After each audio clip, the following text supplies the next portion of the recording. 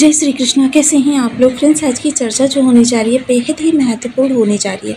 आज हम चर्चा करने जा रहे हैं ऐसे प्लैनेट्स की जो कि देखिए काफ़ी लंबे समय से दुर्योगपूर्ण स्थिति में था। हालांकि अगर देखें तो इस ग्रह ने अन्य मेजर ग्रहों को दुर्योगपूर्ण बना रखा था। लगभग आपको 7-8 महीने से स्थितियाँ जो थी वो बहुत ज़्यादा विषम थी, क्योंकि हम चर्चा कर रहे हैं मंगल देव की।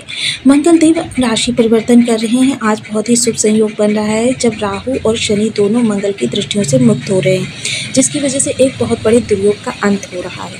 और ये बहुत बड़े दुर्योग का अंत आपके लिए जीवन में किस तरीके की स्थितियों को उत्पन्न करेगा, क्योंकि देखिए जब कर्क राशि में मंगल देव आए तो काफ़ी लंबे समय तक वक्री अवस्था में ही उसी स्थान पर निवास किया। कर्क राशि में मंगल देव एक तो नीच के हो जाते हैं, दूसरे क्या होता है कि ये इनकी जो दृष्टि थी वो राहु और शनि दोनों पर थी। सिंह राशि में आकर फिर इन्होंने राहु शनि को प्रभावित किया, और आप जब ये कन्या राशि में हैं तो शनिदेव को प्रभावित कर रहे थे। सप्तम दृष्टि से दोनों ग्रह एक दूसरे को देख रहे थे, जिसकी वजह से विस्फोटक दोष दो भावों में उत्पन्न हो रहा था। आपके बने बनाए कार्यों में विषमता उत्पन्न होना, कार्यों में आपके जो ऊपर की ओर जाने की ग्रोथ थी वो अब नीचे की ओर जाने लगी थी।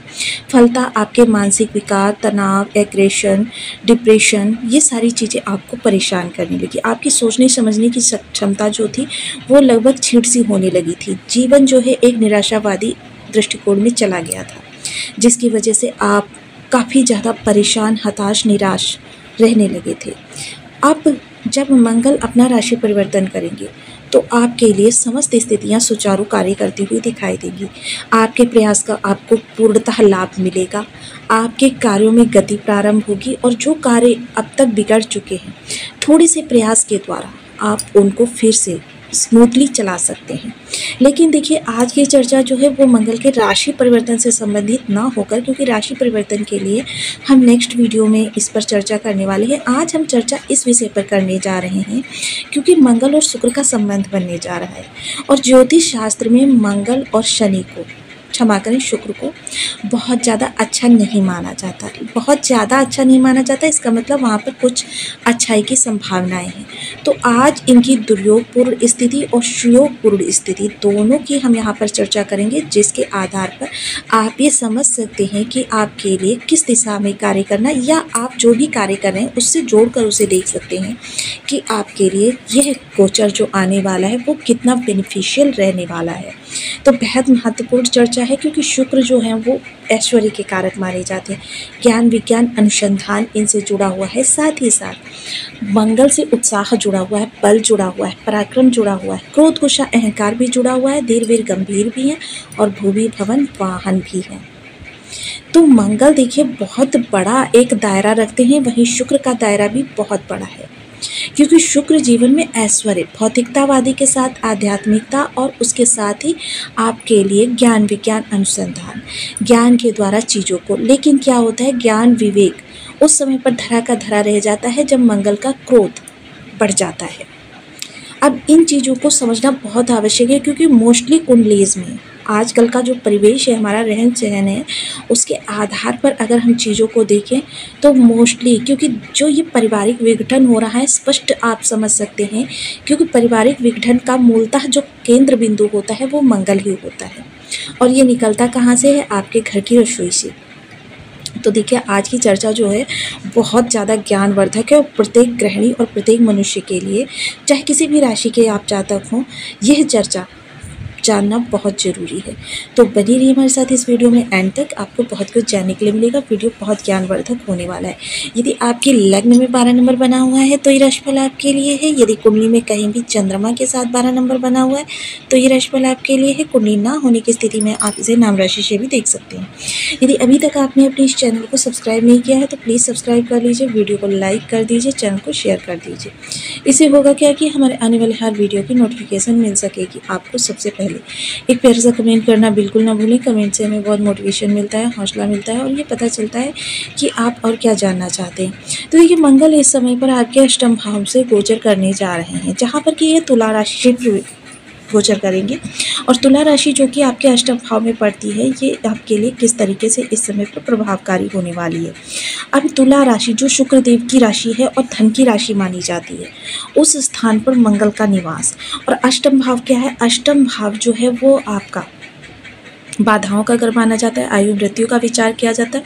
और विशेषता, इस समय पर आपको थोड़ा सा वाहनों से सचेत रहना है, क्योंकि अष्टम में बैठकर मंगल यहाँ पर 45 डेज आपके लिए प्रभावशाली होने वाले हैं। और जब इनके प्रभाव 45 डेज इस प्रकार के रहने वाले हैं, तो आपको बाहर निकलते वक्त बहुत एहतियात का ध्यान रखना है। इसके लिए अगर आप स्वयं वाहन चलाते हैं तो देखिए, एक उपाय मैं अभी बता दे रही हूँ आपको, वो करना है आपको एक रक्तवर्ण कपड़ा लेना है, रुमाल ले सकते हैं इसके लिए आप, रक्तवर्ण, उसमें 7 छुहारे 5 बादाम और हनुमान जी के बाएं पैर का सिंदूर लगाकर इसे अपने वाहन स्थान में रखें, जिससे दुर्घटना के योग जो होंगे बहुत कम हो जाएंगे।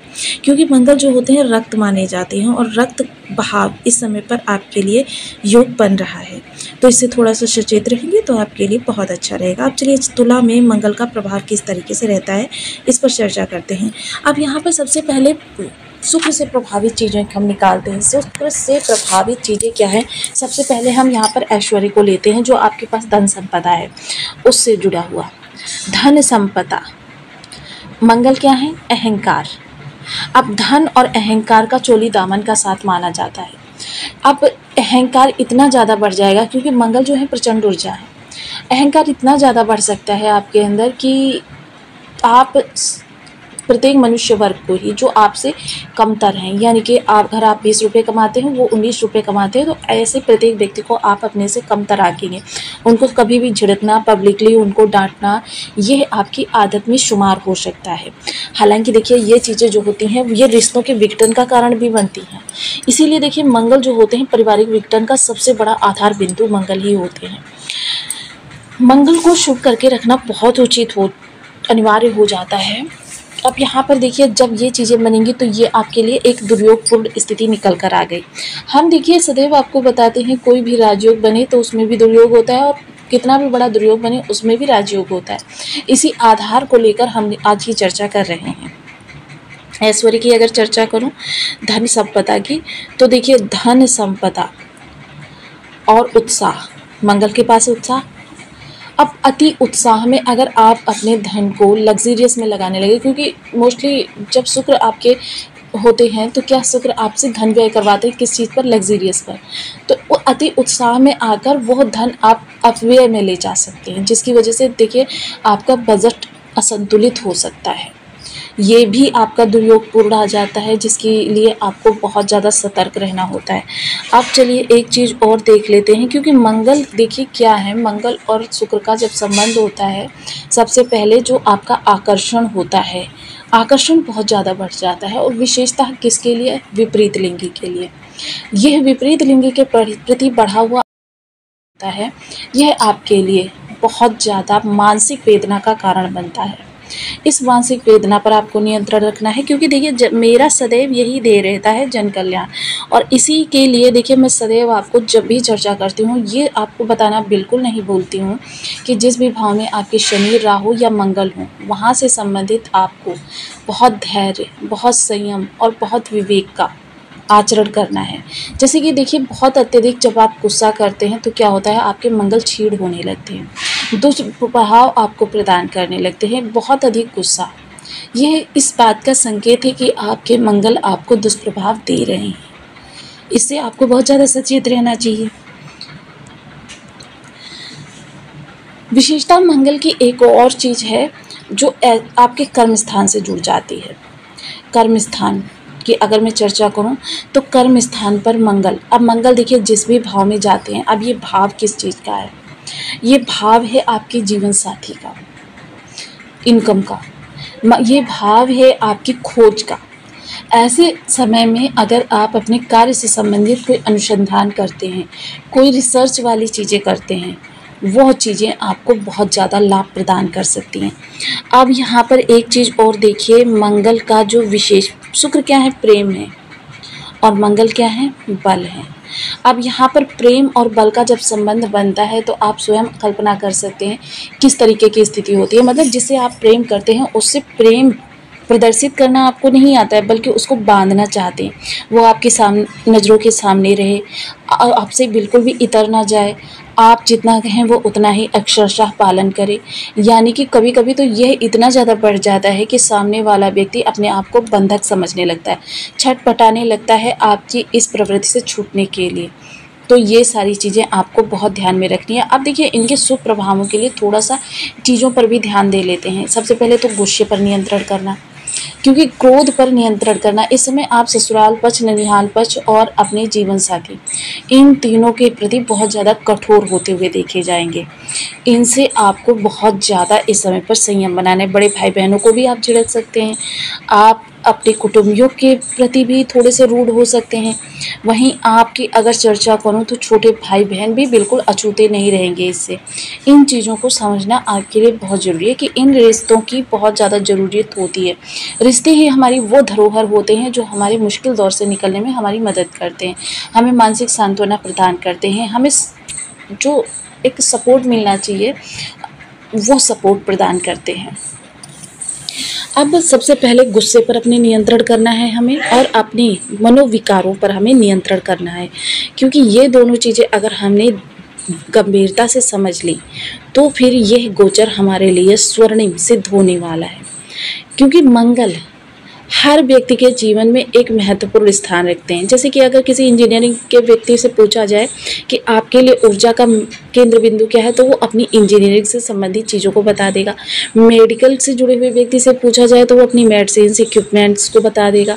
या एक स्टूडेंट से पूछें तो वो अपनी बुक्स या इन चीज़ों को ऊर्जा का क्षेत्र बिंदु बता देगा।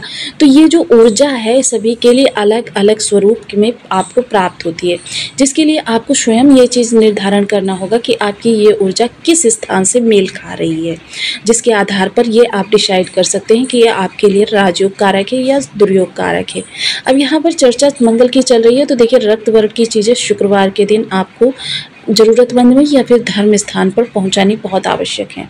इन चीज़ों को आप पहुंचाते रहेंगे, आपके लिए शुभ स्थितियां निकलती रहेंगी। वहीं शुक्र के लिए देखिए, सदैव जितना ज़्यादा आप साफ सुथरे रहेंगे उतने शुक्र आपके लिए शुभ फलकारी प्रभाव लाते रहेंगे। सुगंधित चीज़ों का प्रयोग करें, इत्र वगैरह